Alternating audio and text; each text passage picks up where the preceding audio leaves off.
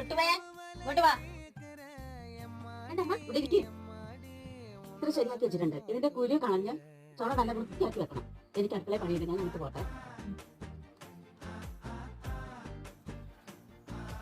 ചക്കച്ചോള കളഞ്ഞു, ചക്കക്കുരു കളഞ്ഞു, ചോള എടുക്കണം. ഇനിയാണ് അമ്മനെ കൊണ്ട് നല്ലത് നല്ല കുട്ടിയെ നമ്മൾ പറയും.